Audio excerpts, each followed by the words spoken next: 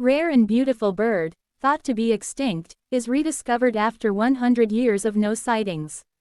Elusive birds can be hard to protect, especially when they move under cover of darkness and lie low in thick desert grass by day. That's the challenge with the night parrot, a small green and yellow species long considered near mythical across Australia's interior. A focused effort on Nurupa country set out to answer 3 practical questions: where these parrots are living, what threatens them there, and what people can do now to keep them alive. The approach was hands-on and methodical. Instead of waiting for chance sightings, the team paired local knowledge with tools that work while people sleep. The goal was simple: build a clear picture of the night parrot's daily needs and the pressures nibbling at its edges, find them, then save them. In search of the night parrot. From 2020 to 2023, Indigenous rangers and scientists deployed rugged, weatherproof audio recorders across dozens of sites. Night parrots have distinctive calls, so detections on these devices acted like pins on a map. When recordings confirmed parrots at a location, camera traps followed to learn which predators showed up nearby. The team also collected predator scat to identify what those hunters had been eating, then added decades of satellite imagery to track how often fires rolled through the landscape. Nick Leesburg, an ecologist at the University of Queensland and a co-author of the study, helped explain the soundscape these devices captured. One of the night parrot's diverse array of calls sounded like diddly dip, like a telephone, explains Leesburg. Another sounded like dink dink, resembling a bell. What they heard on tape. Monitors detected night parrots at more than half of the surveyed sites, stretched across a wide slice of desert.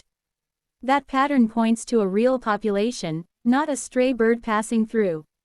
Follow-up work located the birds' daytime roosts inside dense, older clumps of spinifex grass. In this region the key plant is bull spinifex, also known as Triodia longiceps, which forms tough, dome-like shelters where a parrot can stay cool and hidden. These shelters aren't interchangeable. Younger, sparse spinifex doesn't offer the same cover. Night parrots depend on mature, tightly packed clumps that take time to form. When those clumps are lost, there's no quick substitute. Night parrots lost their shelters.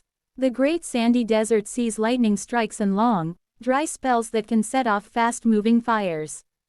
When blazes return too often, older spinifex doesn't get the years it needs to grow into protective domes.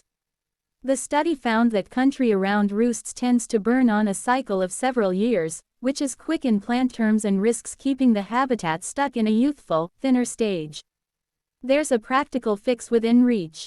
Cooler, well-planned burns at the right times can create a patchwork of fuel breaks. That mosaic reduces the odds that one high-intensity wildfire will sweep across the sand plains and erase parrot shelter in one go. Predators and balance. Cameras frequently recorded dingoes near parrot habitat. At face value, a wild dog near a small bird sounds like trouble. But scat analysis told a different story. Cat remains showed up often. Feral cats hunt stealthily at night and can wipe out inexperienced fledglings. Dingoes appear to keep cat numbers in check, either by direct predation or by making key areas less comfortable for cats. This balance matters. Push down dingo presence and cats may surge, keep dingoes on the scene and cat pressure may fall. For a species that nests and roosts on the ground, fewer cats near those roosts can mean more chicks making it through their earliest weeks. Numbers don't lie. Based on where birds were heard and how many called at once, the team estimates there could be about 50 night parrots in this protected area. For a species with very few confirmed